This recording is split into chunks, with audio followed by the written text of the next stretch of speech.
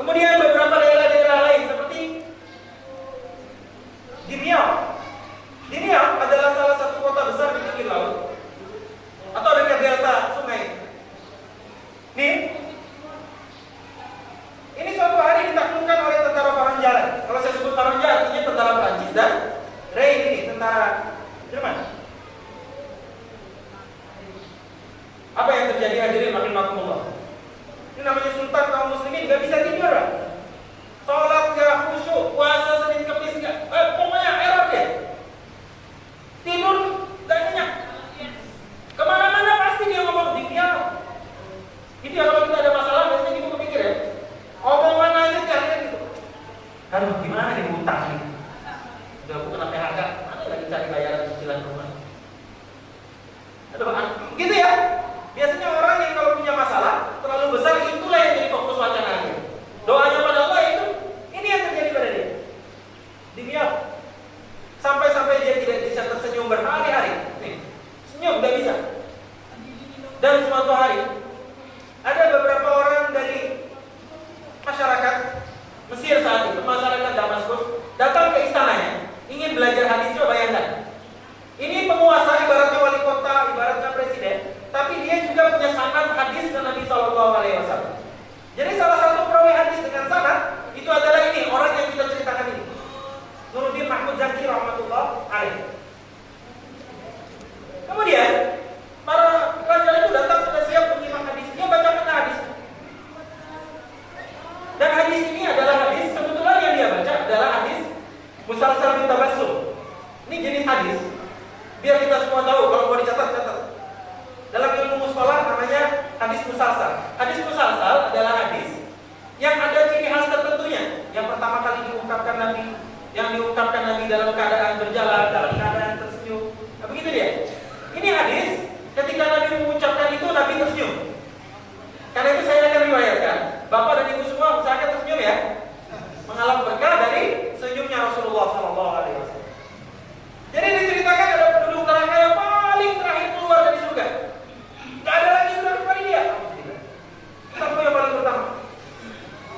Kata Allah, saya akan keluarkan kamu hadis qudsi. Jangan kamu minta lagi ya. Dia bilang, sip ya Allah, sip. Saya gak akan minta lagi. Keluar dari neraka cukup deh. Kenapa dia dikeluarkan, ditaruh di tengah-tengah antara surga dan neraka? Dia lihat di sana, nyaman, enak, ini ngomongin surga. Dia enak kan kita? Di neraka enggak, di surga enggak. Cekak-cekak sedikit bisa. Sama siapa akan juga tahu sudah. Dengan istri, dengan bidadari. Kemudian dapat apapun juga. Mala ainun ra'at, wala udhunun sami'at, wa ma khatara 'ala qalbi bashar. Sesuatu yang tidak pernah terbetik di benak kita, dalam hati kita. Pokoknya beyond imagination, beyond expectation. Lebih dari apa yang kita harapkan. Itulah surga. Surga.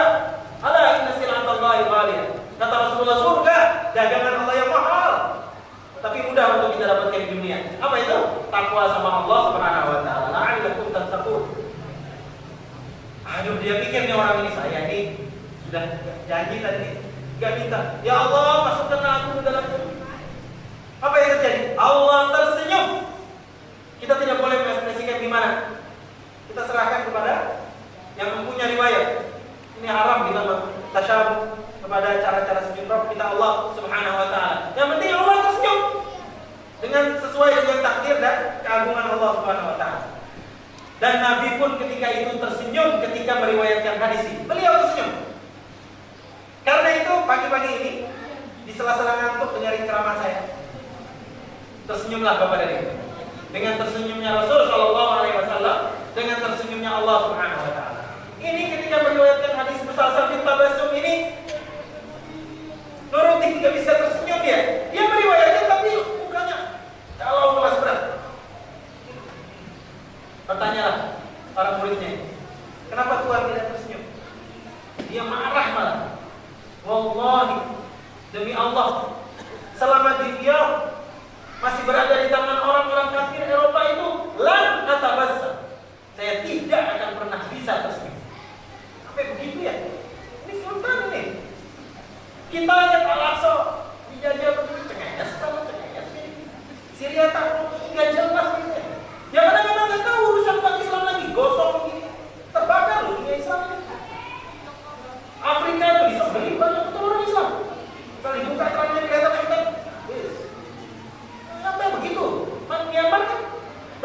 pembakaran itu. Itu bukan ahwat ya, tapi benar kejadian. Ini dia. Tiba-tiba di saat dia sedang sholat subuh, disulam kegalauan berat. Ini kayaknya baru jam segini sudah masih 10% dari kisah saya. Belum selesai. Kita lanjutkan pekan depan, tapi kita selesaikan hari ini sedikit. Dia sholat subuh. Habis dia mulai dia ke masjid sholat subuh. Sholat tahajud. Apa sujudnya dengan kegalauannya? Tiba-tiba datang imam masjid. Dia yang jadi imam selalu di masjid itu. Imam aja datang terlambat di luar masjid. Dia yang buka pintu masjid, yang nyalain mikrofonnya. Jangan-jangan komplit dengan azannya, dengan qomatnya. Saya pernah gitu satu masjid sholat isya. Gak ada orang. Ternyata sampai imam-imamnya, muazzinnya, semuanya menghadiri kenduri. Ada orang selamatan di samping itu. Jadi saya azan, saya qomat. Kok gak ada makmumnya? Ya sudah, saya sholat sendiri. Masya Allah. Sampai assalamualaikum, tidak ada orang. Awalnya kita kaum muslimin bahwa hadiri kenduri wajib, tapi ketika azan kan dulu pergi ke masjid, baru setelah itu balik lagi. Gak usah lah jauh-jauh Bapak Ibu. Banyak orang Islam balik papan ini. Puasa ya, lihat aja. Nanti sholat maghrib, mana ada di sembahyang maghrib? Karena itu kenapa Syekh Utsaimin Allamah Utsaimin rahmatullahi alaihi berfatwa, tidak sah puasa seseorang yang dia tidak menunaikan salat. Tidak sah. Ilal ju'i wal 'atsy, kecuali lapar dan dahaga. Baik. Datang imam itu, dia pimpin salat, selesai salat didekatinya Nuruddin Mahmud Zaki. Dia bilang, "Tuan, tadi malam saya bermimpi didatangi oleh Rasulullah sallallahu alaihi wasallam." Ini imam ini orang soleh ya. Dia kedatangan Nabi tadi malam dalam mimpinya. Dan disebutkan dalam kutubus sahih bahwa kalau Nabi muncul di mimpi kita, itu pasti Nabi fa inna syaitana, karena sesungguhnya syaitan tidak mungkin menyerupai aku. Dalam riwayat yang lain disebutkan yaqza, seolah-olah jaga, karena aku yaqza, seolah-olah betul bukan mimpi. Apa yang disampaikan oleh Nabi? Sampaikan ke Sultan Nuruddin Mahmud Zaki bahwa malam ini orang-orang Kristen yang berpuasa di Mesir akan hengkang dari tanah tersebut, dipukul mundur oleh gubernur dia, Salahuddin Ayyubi. Begitu kata Nabi dalam mimpinya. Ini yang mimpi bukan Nuruddin ya, tapi imam di masjid itu. Nuruddin gak percaya. Dia cerita gitu. Saya gak akan percaya. Kemudian orang ini bercerita lagi. Jadi mimpinya tidak diceritakan komplit. Dia bilang apa? Rasulullah berkata di dalam mimpi itu kepada saya, bukankah kamu yang sudah tahajud lama memohon pada Allah, ya Allah tolonglah hambamu ini melawan musuh-musuhmu. Nah ini kan ingat kisah tadi ya, melawan musuh-musuhmu, ya Allah tolong. Kata Nuruddin Mahmud, saya belum percaya. Karena ternyata dia menyembunyikan kalimat anjing gitu loh. Yang dalam doa yang sebelumnya dia menyebut ada kalimat anjing kan, dalam doa itu untuk menggambarkan hinanya dirinya di depan Allah. Kebetulan orang ini dalam mimpi sempat berdialog dengan Rasulullah Sallallahu Alaihi Wasallam, sebagaimana diriwayatkan oleh Abu Syah dalam bukunya. Kemudian saya bilang sama Nabi dalam mimpi, ya Rasulullah, nanti kalau Nuruddin nggak percaya, apa saya mau bilang? Dia bilang apa? Sampaikan sempurna, lengkap kalimat doanya itu waktu di perang Harith. Ada kalimat kalaunya anjing. Begitu dia sampaikan, Rasulullah dalam mimpiku, wahai Tuan Sultan, menyampaikan bahwa kamu berdoa di depan benteng Harith ketika bertempur atau sebelum bertempur melawan tentara Eropa dengan doanya ya Allah. Disebutkannya doanya persis. Kan ini orang nggak mungkin tahu kan, kecuali ada sesuatu yang menceritakan. Ya Allah, inilah hambamu dan itu adalah hambamu, tapi ini adalah para walimu dan itu musuh-musuhmu. Menangkan para walimu, menawan musuh-musuhmu, dan jangan tolong Mahmud sang anjing, tapi tolonglah para wali-walimu. Begitu dia. Begitu mendengar kalimat anjing, langsung tersenyum itu Nuruddin Mahmud Zaki. Senyum disebutkan oleh istrinya Fatimah Hatun. Senyum yang tidak pernah kulupakan indahnya dalam hidup. Senyum dia. Senyum 2 senti ke sebelah, senyum 2 senti ke kanan dan ke atas. Duit.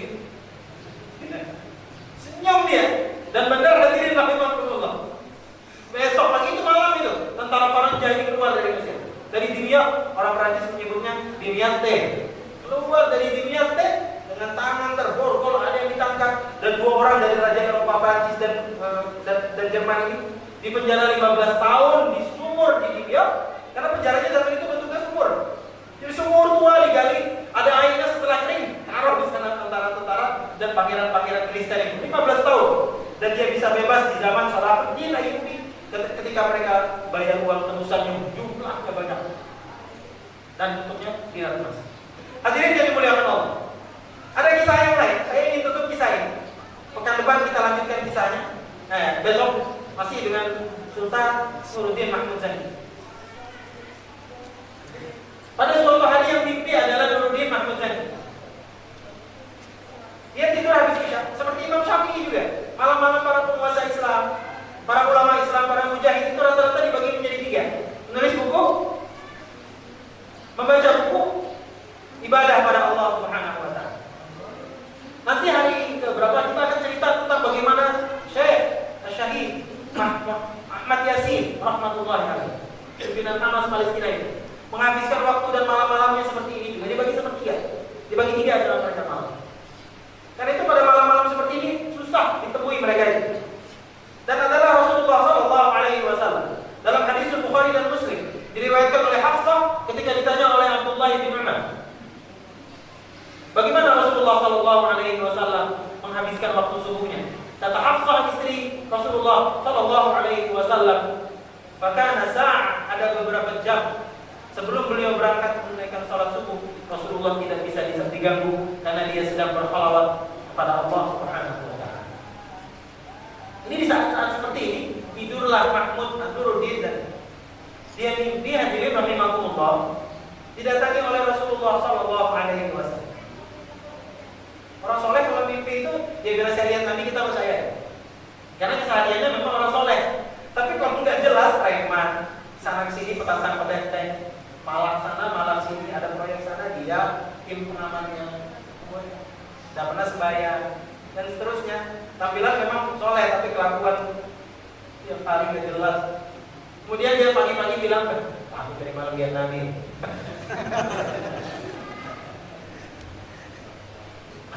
Apa kata Nuruddin? Saya bermimpi, ini dicatat oleh para histori.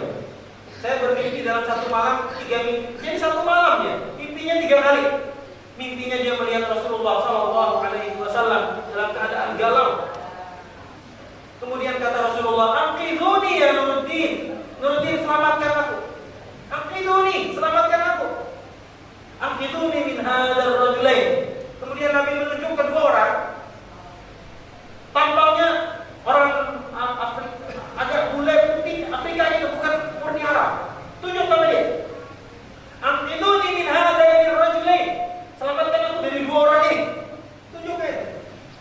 Jelas sekali. Habis isya tidur. Itu mimpi pertama. Nanti terbangun. Alah, bukan tidur aja. Kalau anak muda, alah, apa bukan mimpi junub? Itu berhenti. Yang kedua, sama anqidhuni, tapi 3 kali. Sampai subuhnya dikumpulkannya semua menteri. Ini di mana dia berpuasa? Di Syria. Kata dia apa? Detik ini juga, siapkan pasukan 1 kompi. Kita pergi diam-diam ke Madinah Al-Munawwarah. Jauh ya Madinah? Saya sebutkan jarak Madinah ke Syria berapa? 1 bulan perjalanan dengan kecepatan kuda 80 km per jam. Jauh ini. Zaman itu ya. Mungkin zaman sekarang naik mobil lebih cepat karena memang jalannya tol. Arah Tabung sana terus Syria. Tapi zaman itu kuda naik. Masih gurun. Dan gurun kan namanya susah untuk dinaiki kuda. Ke tanam itu, tapak kuda itu. 1 jam, 1 bulan. Dan memang ada hadis Nabi yang menceritakan ini secara tidak langsung. Kata beliau, "Tanusirtu bi ru'bi syahr." Aku ditolong menaklukkan musuhku 1 bulan perjalanan. Musuhnya di mana? Di Tabuk. Tabuk Kurdistan Syria. 1 bulan. Berarti ini jaraknya 1 bulan. 1 bulan perjalanan sampai kemudian di Madinah Al-Munawwarah. Maaf. Ramai orang Madinah, tiba-tiba ada sidang ya. Bukan pencitraan, betul-betul datang. Ada keperluan. Ramai enggak, apa yang disumpah? Ini Madinah berada di bawah kekuasaan dia. Hijaz, Makkah di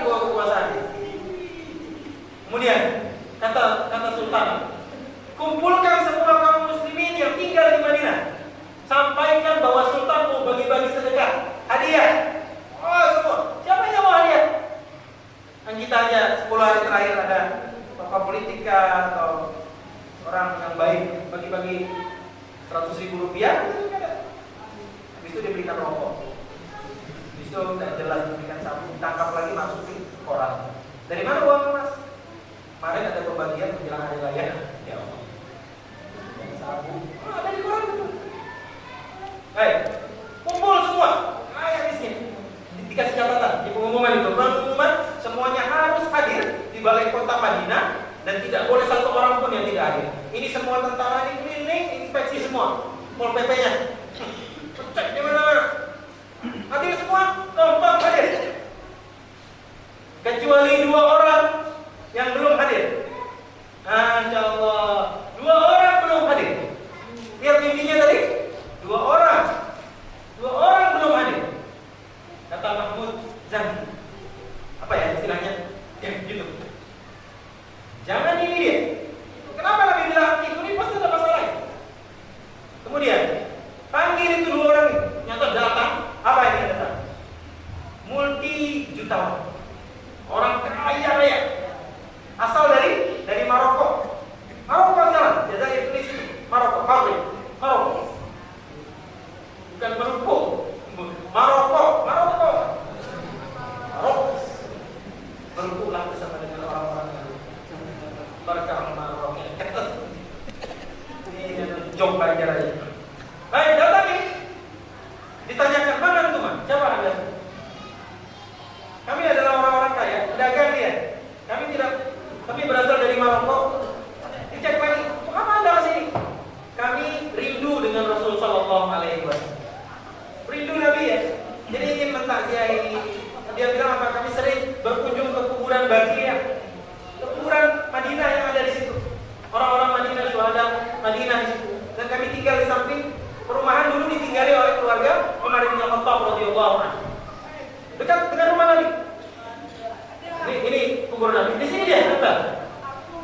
Dan kadang-kadang kalau pagi setiap hari 2 orang ini menyewa banyak sekali keledai dengan angkutan di belakangnya untuk membawa bunga apa itu pergi ke arah kuburan di Madinah. Apa kisahnya? Boleh saya foto sampai ke sini? Kan depan. Besok kita lanjutkan. Kayak enak banget ya, penasaran dong. Ini kayak mimpi dikejar, mimpi mau skakster itu loh. Catur. Sekali aja tebak nih. Penasaran betul. Baik, kita lanjutkan dikit. Kemudian dia tanya lagi. Sambil dia nanya, dia suruh intelijennya untuk menyelinap ke rumah 2 orang. Cek sekian orang, ini siapa ini sebenarnya? Diceritakan ini orang paling kaya. Karena itu kenapa dia tidak datang? Karena dia dengar ada orang mau bagi-bagi duit kan? Saya jutawan juga ngapain? Ternyata ketahuan. Ini 2 orang Kristen, utusan raja-raja Eropa untuk mencuri jasad Nabi yang dimuliakan Allah Subhanahu wa taala. Ini itu kembali. Dan dia ngapain setiap hari pergi ke kuburan? Dengan bawa ontak yang banyak, kemudian di punggungnya ada sesuatu yang dibungkus. Itu isinya tangan. Jadi rupanya rumah yang disewa di samping kubur Nabi ini, itu rumah dia gali terowongan. Bayangkan jahatnya ini ya. Dia gali terowongannya terus sedikit lagi, tinggal sekitar 1 meter lagi, tembus ke kuburan Nabi. Dia akan dibawa ke Eropa.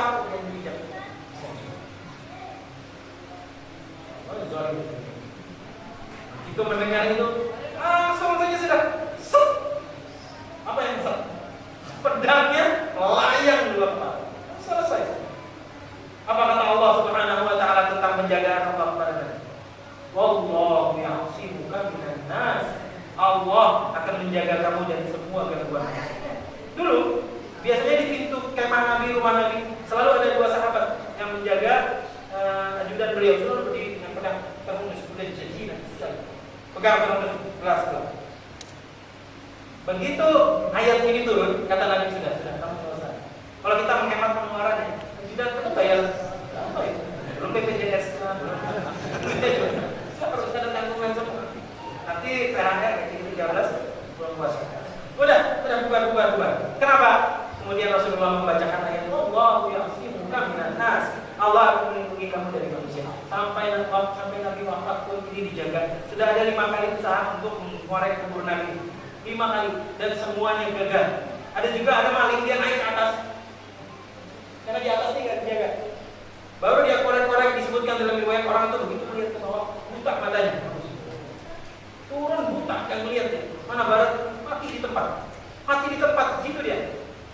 Jatuh, mati lah. Dan gara-gara peristiwa itu kemudian Nuruddin Mahmud Zaki menceritakan. Jadi kubur Nabi harus dikelilingi dengan tembok yang terbuat dari tembaga dicor supaya nggak bisa lagi ada usaha seperti ini. Nah kalau kita mau tahu kubur Nabi tuh nggak bisa digali sih. Cor itu cor mati, cor sampai ke bawah. Dulu di zaman Umar bin Abdul Aziz, ini kubur sebelum dicor sempat runtuh karena ada banjir. Dan salah satu kaki dari penghuni kuburan itu dia kubur ya dalam. Nabi di kakinya, jadi jangan digambarkan sini Nabi, sini Abu Bakar, sini enggak gitu dia.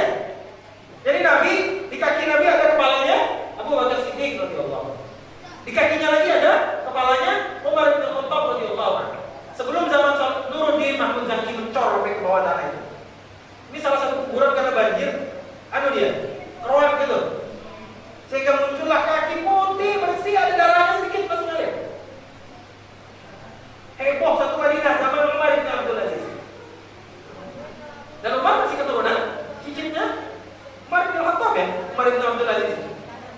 Heboh, ini kakinya sama nih, bilang kaki Rasulullah. Begitu cicitnya melihat, ini kaki Umar bin Khattab radhiyallahu anhu. Masya Allah puluhan tahun sudah meninggal hadirin rahimahumullah. Tapi lihat Masya Allah indahnya ya para khulafaur rasyidin, para sahabat yang Allah gambarkan radhiyallahu anhum wa radu an. Mereka Allah telah ridhoi dan mereka pun ridha terhadap Allah Subhanahu wa taala. Demikian hadirin rahimahumullah bagian pertama dari kisah pahlawan kita hari ini, Nuruddin Mahmud Zaki, yang menjadi peletak asas penaklukan Al-Quds di tangan Salahuddin Al-Ayyubi Ibn Shirkuh di tahun 1186 Hijriah saat itu.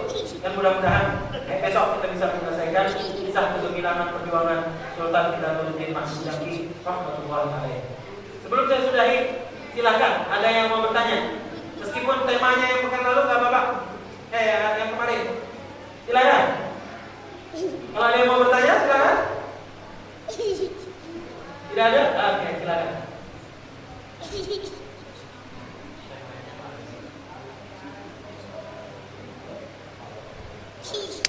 Ya. Imam Syafi'i dia menikah dan punya 2 orang anak. Yang sebenarnya ada 3 dari istri yang lain, 3 jadinya. Jadi anak beliau ini kemudian berguru.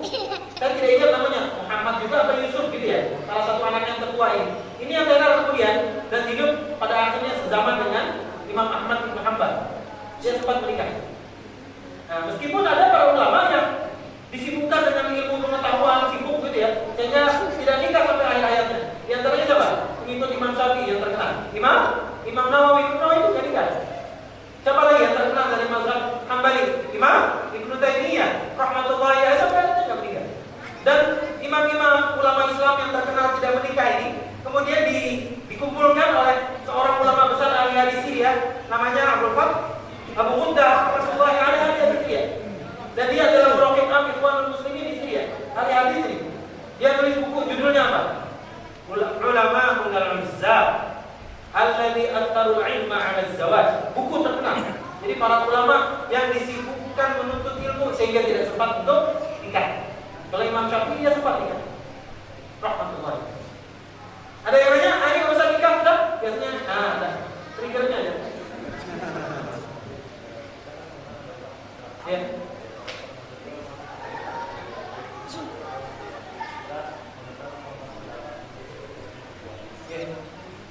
Jadi begini, Bapak Ibu yang dimuliakan Allah, mazhab itu adalah cara para imam untuk berinteraksi sesuai dengan kapasitas mereka masing-masing, keilmuan masing-masing terhadap nas-nas Al-Quran dan Sunnah.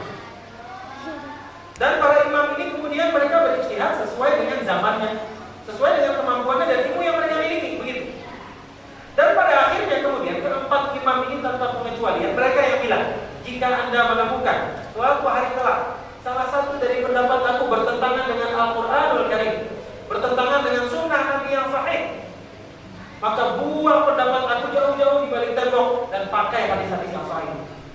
Tugas kita sekarang ini adalah kita boleh saja bermazhab, tidak ada masalah. Tidak ada masalah gitu ya. Apalagi orang awam.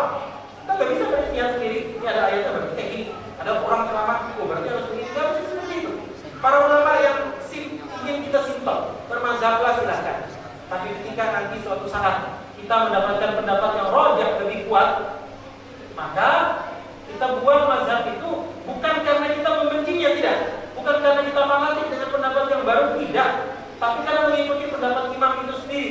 Bahwa kita menemukan pendapat yang lebih kuat, sesuai dengan Al-Quran dan Sunnah, ini yang kemudian kita pakai dalam kehidupan kita. Allah. Ini masalahnya ustaznya kacamata ketinggalan di optik. Bacakan aja, gimana ceritanya? Disampaikan aja. Nah, kedengaran. Kalau yang ini masih jauh.